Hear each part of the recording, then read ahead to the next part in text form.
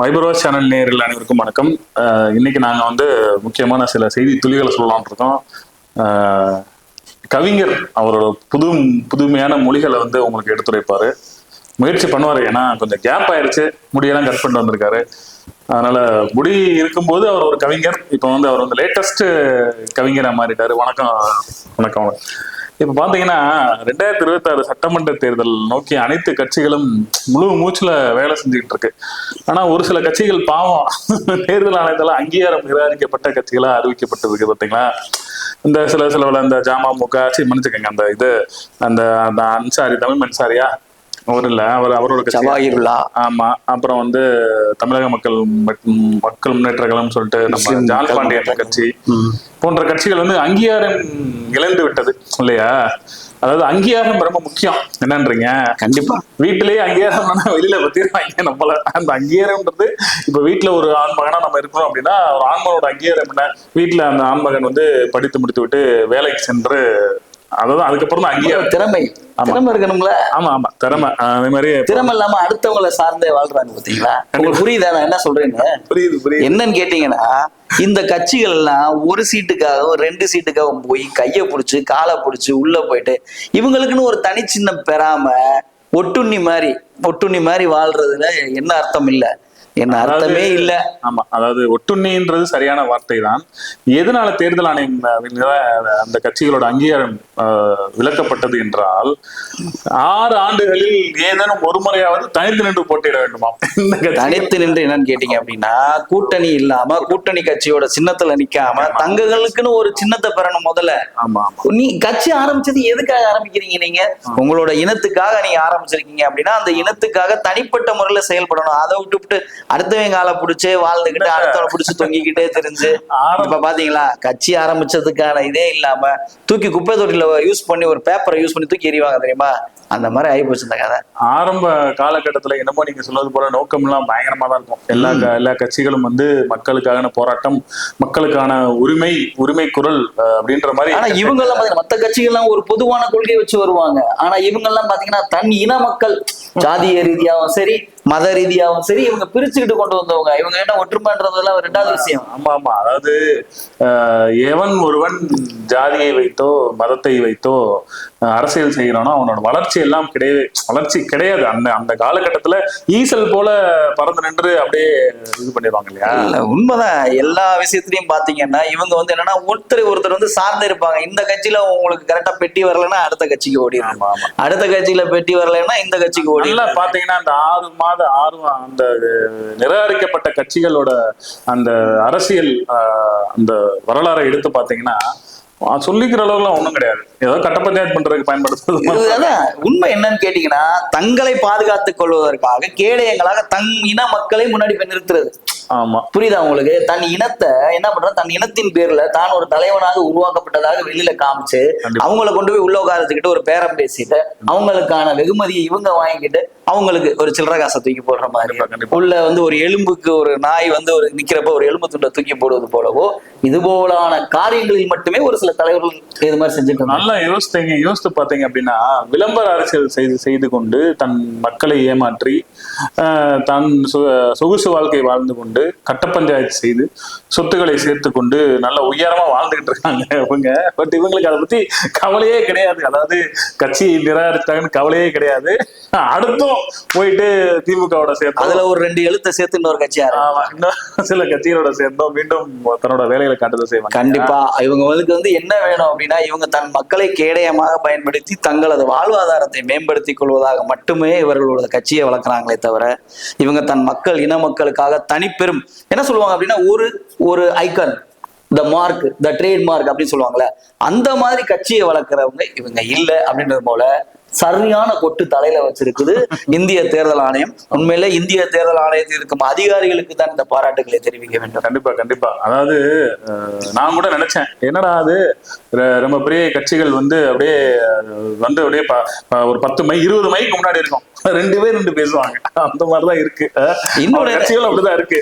இல்ல உண்மை அதுதான். ஏன்னா இந்த கட்சி பாத்தீங்களா, இப்ப நீங்க போய் முட்டு கொடுத்தீங்க, அந்த கட்சிகள் ஏதாவது ஒண்ணு கேள்வி கேட்க முடியுமா? அவனுக்கு கேள்வி கேட்க முடியாது. ஆனா இனிமே என்ன சொல்லுவாங்க தெரியுமா, அந்த கட்சியோட இணைச்சுட்டு உங்க கட்சியை வந்து இணைச்சு விட்டுட்டு நீ வாட்டில என் சின்னத்துல நிக்கிறேன்னா நெல்லு, இல்லைன்னா ஒண்ணுமே கிடையாது உனக்கு. ஆமா ஆமா, அதாவது அதானே சொல்லுவாங்க. அதுதான் உண்மை. தேர்தல் ஆணையம் இது போன்ற செயல்களை சரியாக செய்து கொண்டிருக்கிறது அப்படிதான் சொல்லுவோம். கண்டிப்பாக.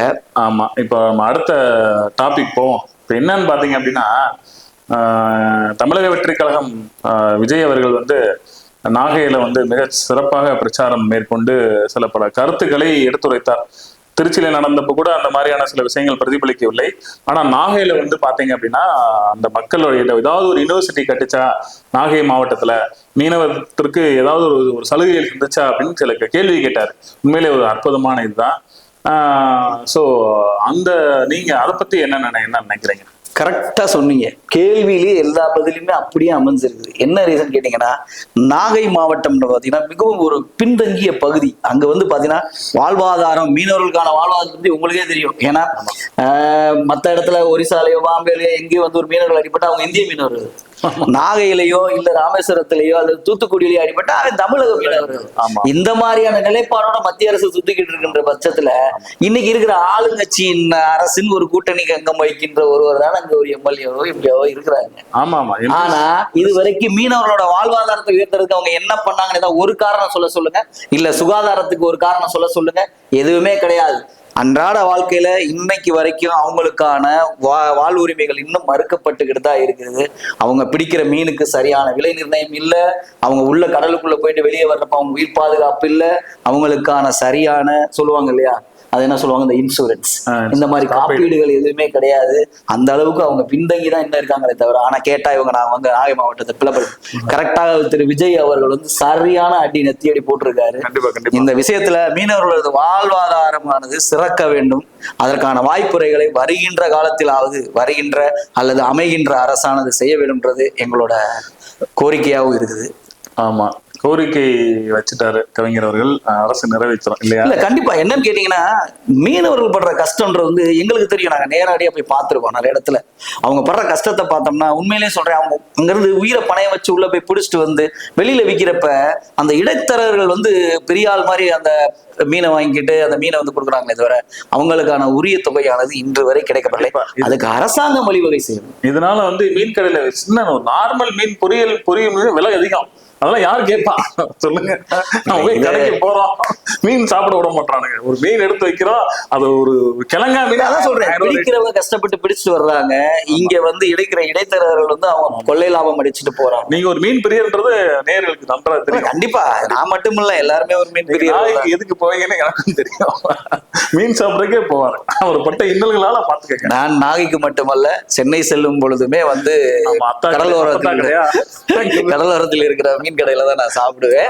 அது வந்து எனக்கு ரொம்ப பிடித்தமான ஒரு கடல் உணவுகள். எனக்கு இவர் போன்ற இன்னல்களை, இவரை மாதிரியான பல இன்னல்கள் பெற்றிருக்காங்க. அந்த மீன் விலை ஏற்றம், அந்த சுவையான மீனை சுவைப்பதற்குள்ள நாங்க படுற அவஸ்தை இருக்கே, அதையும் அரசு கவனத்துல கொள்ளணும். அந்த ஹோட்டலுக்கு இது ஏற்கனவே ஜிஎஸ்டி போட்டாங்க, ஏகப்பட்ட பஞ்சாயத்து இருக்கு. ஜிஎஸ்டி ஞாபகத்துக்கு என்ன, மத்திய அரசு பயங்கரமான ஜிஎஸ்டி குறைப்பு பண்ணி ஒரு பெரிய ஒரு புரட்சியை ஏற்படுத்திருக்காங்க. என்ன அதை பத்தி என்ன நினைக்கிறீங்க? கொஞ்சமாச்சும் மக்கள் லைட்டா சிந்திக்கணும். முதல்ல நான் என்ன சொல்றேன்னா, நீங்களே வந்து ஜிஎஸ்டி போடுவீங்க, நீங்களே வந்து ஜிஎஸ்டியை வாபஸ் வாங்குறீங்க அப்படின்னா இதுல என்ன அர்த்தம் இருக்குது? எங்களுக்கு நோயையும் பரப்பி விட்டு திரும்ப வந்து ஒரு வேக்சின் அடிக்கிற மாதிரி இருக்குது. அது இது என்னத்த சொல்றது உங்களை? அதாவது நீங்க ஒரு விஷயம் நல்லா யோசிக்கணும். எப்பவுமே அரசு வந்து ஒரு கொள்கை முடிவு எடுத்து அதை வந்து பரப்பிடும் மக்கள்கிட்ட.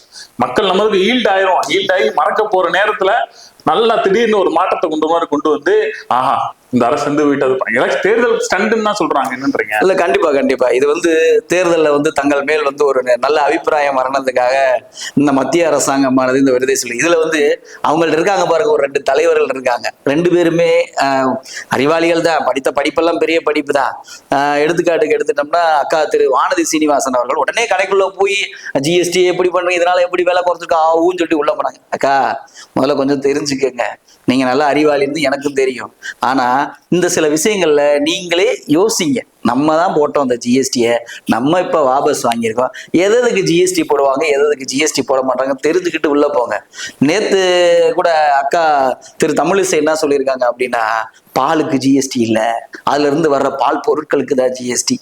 என்னக்கா பேசுறீங்க? பாலுக்கு எங்கக்கா ஜிஎஸ்டி? அதாவது ஜிஎஸ்டி பத்தி போனோம்னா ஓரளவு எனக்கு தெரியாது, அவருக்கு தெரிஞ்சிருக்கு அதனால பேசுறாரு இல்லையா?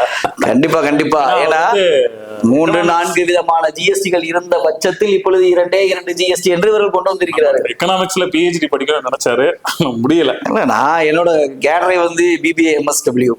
ஓ பரவாயில்ல, பரவாயில்ல கவிஞர், இவ்வளவு ஜிஎஸ்டி பத்தி புலந்து கட்டுறீங்க, சரி நம்ம நடத்துட்டோம். ஆமா, அது ஒன்றும் பிரச்சனை இல்லை. ஆனந்த் ஸ்ரீனிவாசனே அறிவாளி ஏத்துக்கும் போது நீங்க எங்களோட சேனலுக்கும் எங்களோட நேயர்களுக்கும் நீங்க தான் மிகப்பெரிய ஒரு அறிவுரையாளர், விரிவுரையாளர் சொல்லலாம். என்ன எனக்கு நான் அதை பத்தி சொல்ல விருப்பம்ல. ஒரே ஒரு விஷயம் என்னன்னா, நாம சமூகத்துக்கு என்ன எடுத்து சொல்றோம் அது வந்து ரொம்ப முக்கியமான காரணம். ஏன்னா பாமர மக்களுக்கு ஏதோ ஒரு கவர்ச்சிகரமான திட்டங்களை அறிவிப்பது போல அறிவிக்கிறார்களே தவிர அதுல இருக்கும் உள் சரத்துக்களை பற்றி நுண்ணியமாக யாரும் சொல்றதே கிடையாது. பாமர மக்கள்னா என்ன கவிஞர்? நம்ம மக்கள் தாங்க பாமர மக்கள். படிக்காதவர்கள் சொல்றீங்களா? கிடையாது, படித்தும் அறிவற்றவர்களா இருக்கிறார்கள். இது மேல உட்காந்துருக்கவங்க எடுத்துக்கிட்டோம்னா யாரு காரணம்? எம்எல்ஏ, எம்பிஸ் இவங்களே இன்னும் பாமரா இருக்காங்க. தலைவர் சொல்றதை கேட்டுட்டு தலையை ஆட்டிட்டே உட்கார்ந்து இருக்கிறாங்க. இந்த மாதிரி விஷயங்கள் களையப்பட வேண்டும். எப்பயுமே என்னன்னா, ஒரு பொருள் மெய்ப்பொருள் காண்பது அறிவு அப்படின்னு சொல்லியிருக்கிறாரு. சரியா? அந்த விஷயத்தை நம்ம எடுத்துக்கணும். எப்பயுமே ஒரு விஷயம் சொல்றாங்கன்னா அந்த விஷயத்துக்குள்ள எத்தனை இருக்கு, என்ன விஷயங்கள் இருக்குன்றதை நம்ம கண்டிப்பா தெரிஞ்சுக்கணும். அதை மக்களுக்கு எடுத்து சொல்லணுங்க. அதாங்க தலைவருக்கு அழகு. கண்டிப்பா கண்டிப்பா. அதாவது வேப்ப மரத்துல ஏறாத பேய் இருக்குன்னு சொல்லுவாங்க. உச்சியில் நாம ஏறி பேய் இருக்கான்னு செக் பண்ணுவோம். சில விஷயங்கள் நோண்டி பார்க்க கூடாதுன்ற சொல்றீங்க இல்லையா? ஆமா, நல்ல நான் சொல்றேன்னா, ஒரு விஷயங்கள் இருந்துச்சா அந்த விஷயங்களை ஆழ சிந்திக்கணும். அதை மக்களுக்கு எடுத்து கூறுறது யாரோட வேலை? உங்களை மாதிரி யூடியூபர்ஸோட வேலை கிடையாது. அங்கதான் தப்பு பண்றீங்க. எம்எல்ஏ, எம்பிஸ் நம்ம தேர்ந்தெடுக்கிறோம். அதை தேர்ந்தெடுக்கிறவங்க மக்களுக்கு சொல்லணும். மக்களுக்காக தேர்ந்தெடுக்கப்பட்ட தலைவர்கள் தானே அவங்க. நீங்க வேற ஓட்டு எலெக்ஷன் வந்தா ஓட்டு ஸ்லிப் வாங்கி அவன் எவ்வளவு கொடுப்பான், இது எவ்வளவு கொடுப்பான்ற இதுக்குள்ள போட்டி தான் இருக்குமே தவிர சிந்திக்கிறதாவது வேஸ்ட். இன்னும் என்ன சொல்றாங்கன்னா, கட்சிக்காரங்க என்ன பண்ணுவாங்க, 5000 கொடுக்க போறாங்களாமே தேர்தல்ல திமுக. மக்களை மாக்களாக்கும் விகிதம் நடந்து. ஓஹோ, மக்களை இப்பதான் மாக்களாக்குறாங்களா? ஆல்ரெடி மாக்களா இருந்தவர்கள் இன்னும் மேலும் மாக்கள் சொல்லுவாங்கல்ல. குட், வெரி குட் அப்படின்னு சொல்லுவாங்க இல்லையா? அந்த மாதிரி பேட், வெரி பேட். இப்படி பேச நம்மளதான் லூசுன்னு சொல்லுவாங்க. நம்ம என்ன பேசுவோம் அப்படின்னா, மக்கள் சிந்திச்சுதான் இருக்காங்க. அதாவது மக்கள் டிசைடிங் என்ன யோசிக்கிறாங்கன்னா, அவர் 500 கொடுத்தாரா, இவர் 1000 கொடுத்தாரா, பொதுவான ஆளு ஒருத்தன் எவனோ வர்றேன், சரி 3 ஓட்டு இருக்குன்னு வச்சுக்கோங்களேன், சரி எல்லாத்துலயும் வாங்கிக்கிறது. வாங்கிக்கிட்டு அங்கே ஒரு குத்து இங்கே ஒரு குத்து தான், அதை மாற்றவே முடியாது. என்ன சொல்றேன், நீங்க வாங்க வேணாம்லாம் சொல்லல. வாங்கிட்டு உங்களுக்கு யாரை பிடிக்குதோ அவங்களுக்கு ஓட்ட போடுங்க. இல்ல உங்களுக்கு நல்லது யாரை செய்வாங்கன்னு நினைக்கிறாங்களோ அவங்களுக்கு ஓட்ட போடுங்க. நீங்க வாங்குறதுனாலயோ நீங்க வாங்கிட்டு போய் உள்ள வச்சுக்கிறதுனாலயோ நீங்க போடுற ஓட்டு யாருக்கும் தெரிய போறதே கிடையாது. முதல்ல மனசுல நிறுத்துங்க. பயப்படாதீங்க. பயப்படாம காசு கொடுத்தவனுக்கு தான் பயம் வரணும், வாங்கினவனுக்கு பயம் வரக்கூடாது. இன்னொன்னு கேட்டீங்கன்னா, கடை கொடுத்தவனுக்கு தான் பயம், கடை வாங்கினவனுக்கு பயம் கிடையாது. அவங்க என்னைக்கு பயந்துருக்காங்க, நம்ம அடுத்துட்டாவே போவோம். என்ன சொன்னாலும் மக்கள் வந்து வாங்கிட்டு குத்துறது குத்திடுவாங்க. சிந்திங்க, இல்லைன்னா சீரழிவீங்க. ஆமா. நீங்க அடுத்தது, அதாவது திராவிட கட்சிகள் தமிழகத்துல வந்து என்ன நிலைத்து இருக்கிறது, அதை வந்து பிரேக் த்ரூ பண்ணணும்னா நீங்க சொல்வது போல ஒரு மாற்றம் நிகழணும். அது வந்து சிறிய மாற்றம் நிகழ்ந்தாலும் அது கொஞ்சம் டிலே ஆகும். அதாவது எப்படி இங்கிலீஷ் மெடிசன் வந்து உடனே வந்து நமக்கு வந்து ஒரு கியூர் தருதோ, அலோபதி அதே மாதிரி சித்தா வந்து கொஞ்சம் லேட்டா தான் கியூர் தரும், ஆனா பெர்மனண்டா இருக்கும். அதனால வெயிட் பண்ணி பார்ப்போம். அப்புறம் கவிஞர்களே, வேற என்ன டாபிக் இருக்கு இன்னைக்கு? இன்னைக்கு என்ன, நீங்க தான் சொல்லணும். நிறைய விஷயங்கள் இருக்குது நாட்டை பத்தி சொல்றதுக்கு. ஆனா இன்னைக்கு எதுவுமே வந்து சரிவர நடக்கலன்ற மட்டும் தான் தெரியுது. இன்னைக்கு தமிழகத்துல பாத்தீங்கன்னா, திராவிட முன்னேற்ற கழகமானது அப்படியே சும்மா சுற்றும் பரப்புரை சின்ன அவர் யாரு துணை முதலமைச்சரை வச்சுக்கிட்டு மதுரையவே ஒரு அலசிக்கிட்டு சின்னவர்னு சொல்லுங்க. சின்னவரா? சரி, ரைட்டு. சின்னவர் இடி ரைடு விட்ட மாதிரி விட்டுக்கிட்டு இருக்காரு மதுரையில. அவர் மேல ஒரு இடி ரைடு இருக்கு, அதைத்தான் போய் அப்பா சரி பண்ணிட்டு வந்தாரு. 3 ஆண்டு காலமாக செல்லாத அப்பா வந்து திடீரென்று நிதி கூட்டத்தில் கலந்து கொண்டாரு. என்னன்னா அப்படின்னு கேள்விப்படும் போது தெரியுது, சின்னவருக்கு அந்த ஏதோ ஊழல், அந்த சாராய ஊழல் வழக்குன்ற மாதிரி சொன்னாங்க. அது எந்த அளவுக்கு உண்மை? அது எப்படி சாராய ஊழல் வழக்கு இவர்கிட்ட வருது, இவர் மேலேயா வருது? அவர் துணை முதல்வராக இருக்கும்போது சில விஷயங்கள் பண்ணியிருக்காங்க மாதிரி சொல்றாங்க. இந்த தெரியல. ஆனா திமுக தெளிவா இருக்கும். இது முழு முதல் காரணம் இது அல்ல. வேற என்ன காரணம்?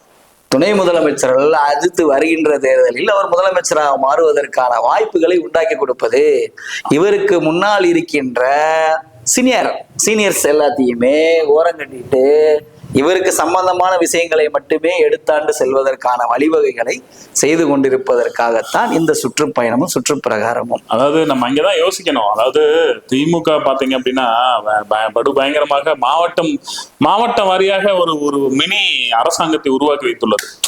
அதை உடைக்கவே முடியாது. நல்லா பாத்துக்கோங்க, ஒவ்வொரு மாவட்டத்திற்கும் ஒரு அமைச்சர் அவங்க வந்து தன்னை வந்து ஒரு பெரிய மோனோபோலி அரசு மாதிரி இருப்பாங்க.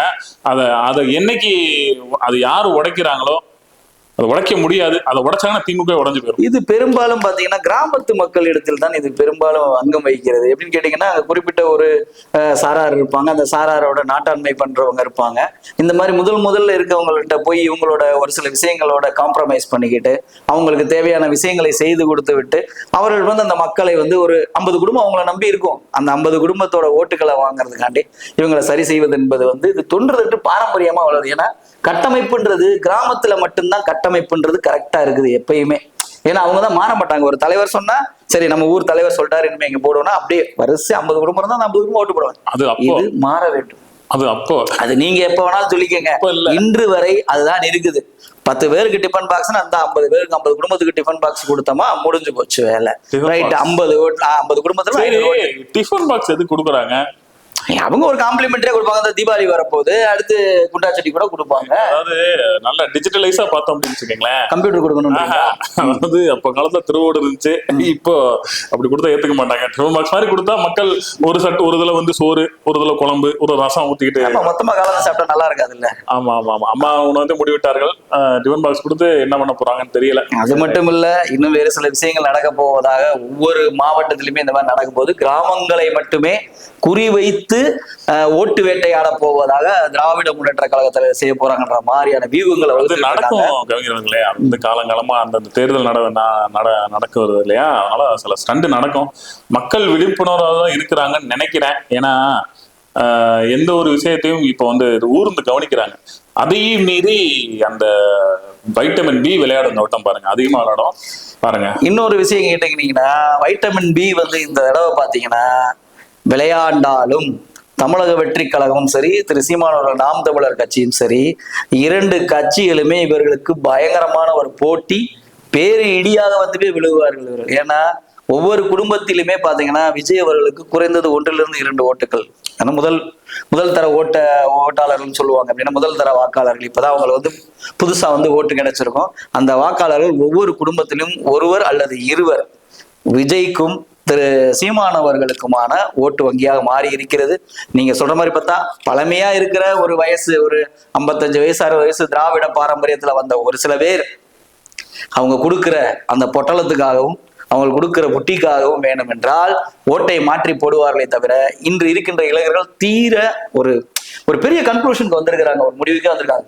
இந்த தடவை ஓட்டு உங்களுக்கு தான் போடணும் அப்படின்ற அளவுக்கு போய்கிட்டு இருக்குது. கண்டிப்பா 2026 சட்டமன்ற தேர்தலில் இது கண்டிப்பா பிரதிபலிக்கும். அதுபோக இவர்கள் அமைக்கின்ற கூட்டணியில் கண்டிப்பாக ஒரு மிகப்பெரிய ஒரு மாற்றத்தை ஏற்படுத்துவாங்க. பார்ப்போம் எந்த மாதிரி கூட்டணி பார்ப்போம். நம்ம நாளைய செய்தி துளிகள் எப்படின்னு நாளை வீடியோ பார்ப்போம்.